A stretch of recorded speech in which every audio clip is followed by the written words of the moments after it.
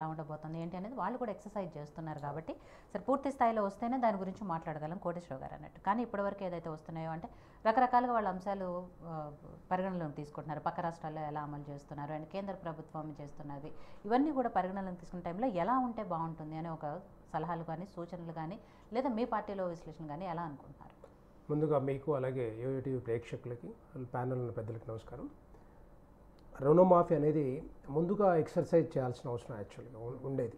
అంటే వీళ్ళు ఎన్నికలకు పోకముందే వీళ్ళకి మొత్తం మేనిఫెస్టో రిలీజ్ చేసినప్పుడు మేనిఫెస్టోలో క్లియర్గా ఇవన్నీ కూడా మెన్షన్ చేశారు.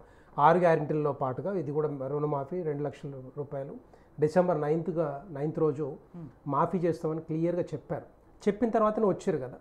ఇవంతా ఎక్సర్సైజ్ చేశాక మళ్ళీ ఇప్పుడు వచ్చిన తర్వాత ఇప్పటికి డిసెంబర్ 9th అయిపోయి దగ్గర 6 నెలలు వస్తూ ఉంది.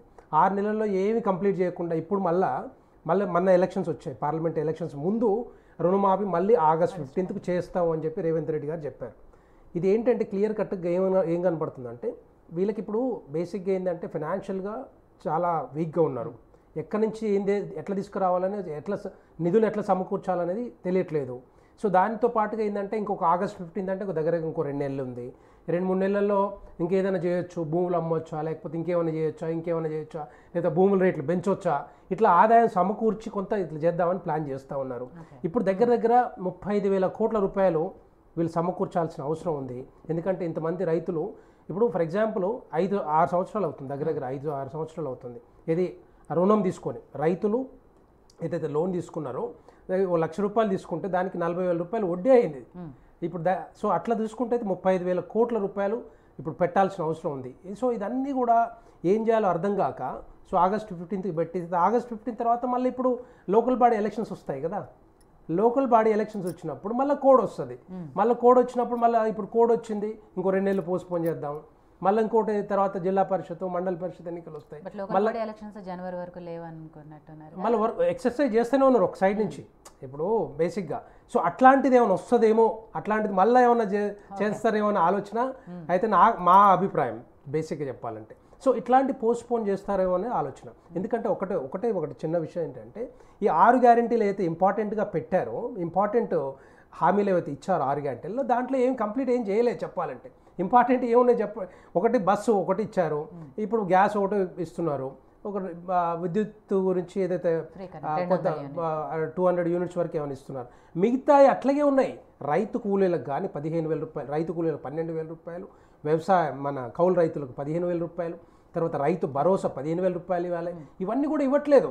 అది ఒక్కటి కాదు, రైతులకు కావాల్సిన ఎరువులు అయితే ఉన్నాయో అవి కూడా చేరట్లేదు సరిగ్గా. ఇప్పుడు దాని మీద కూడా ఎక్సర్సైజ్ చేయలేదు ఇంతవరకు. ఎంతసేపు ఉన్నా కూడా ఈ పేపర్లల్లో మీడియాలో రావడమే తప్ప దాని మీద ఎక్కడైనా రేపు కమిటీ వేసేసి లేకపోతే ఏమైనా వ్యవసాయ కమిటీ ఇప్పుడు ఒక మంత్రుల కమిటీ వేసి దాని మీద ఎక్సర్సైజ్ చేయాల్సిన అవసరం ఉంది. ఇంతవరకు కాలే అది. ఎరువులు కానీ లేకపోతే విత్తనాలు కానీ ఎంతసేపు ఉన్నా ఏదైనా ఉంటే పీడీ యాక్ట్ పెడతాం, అది చేస్తాం ఇది చేస్తాం అంటా ఉన్నారు కానీ పకడ్బందీ ప్రణాళిక ఇప్పటివరకు రాలేదు. సో అట్లాంటివి రావాల్సిన అవసరం ఎంతైనా ఉంది. దీంట్లో ముఖ్య విషయం ఏంటంటే రుణమాఫీ అనేది కొంత డౌట్గానే ఉంది. ఇప్పుడైతే చేయమని చెప్పండి, మంచిదే, చేస్తే బాగానే ఉంటుంది. కానీ చేయకపోతే మాత్రం ఇప్పుడు చూసాం 6 గ్యారెంటీల్లో అమల్లో అట్టర్ ఫ్లాప్ అయినది 6 నెలల నుంచి చూసారు ప్రజలందరూ కూడా. మన ఎలక్షన్లో అందుకే వాళ్ళు 8 స్థానాలు ఇచ్చారు, 8 పార్లమెంట్ స్థానాలు గెలిపించారు, 8 బీజేపీ పార్టీని గెలిపించారు. సో అట్లా రేపు మళ్ళా ఎందుకంటే తెలంగాణ ప్రజల్లో ఒక వ్యతిరేకత వచ్చింది. 5 సంవత్సరాలు ఉండాల్సిన గవర్నమెంట్, ప్రభుత్వాన్ని నడపాల్సిన గవర్నమెంట్ని ఇప్పుడు 6 నెలల్లో కొత్త వ్యతిరేకత వచ్చిందంటే మీరు ఒక్కసారి అర్థం చేసుకోవచ్చు. ఈ రుణమాఫీ చేయలేదనుకోండి, ఈ రుణమాఫీ కానీ 6 గ్యారెంటీలు కానీ అమలు చేయకపోతే మాత్రం డెఫినెట్గా తీవ్ర వ్యతిరేకత రైతుల నుంచి వస్తుంది, పబ్లిక్ నుంచి కూడా వస్తుంది, తెలంగాణ ప్రజల నుంచి. సో దీని మీద పక్క ప్రణాళికతోటి కసరత్తు చేయాల్సిన అవసరం ఉంది. దీనికి కావాల్సిన బడ్జెట్ ఎక్కడి నుంచి చేస్తారనేది అంతా కూడా విధి విధానాలు క్లియర్ కట్గా తీసుకురావాల్సిన అవసరం ఎంతైనా ఉంది.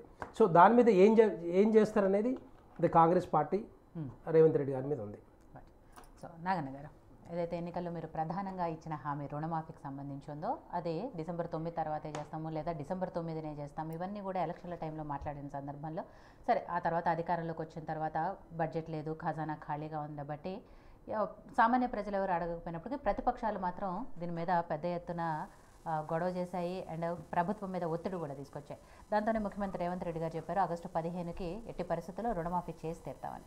ఇప్పుడు ప్రభుత్వం ముందున్న టాస్క్ ఒకటేంటంటే నిజమైన అర్హులైన రైతులను గుర్తించాలి, 2 వాళ్ళందరికీ రుణమాఫీ చేయడానికి నిధులు సమీకరించాలి. ఇవన్నీ కూడా ప్రభుత్వం ముందున్న సవాళ్లు కాబట్టి వాటిని ఎలా అధిగమించబోతున్నారు, విధి విధానాలు ఎలా ఉండబోతున్నాయి అనేది.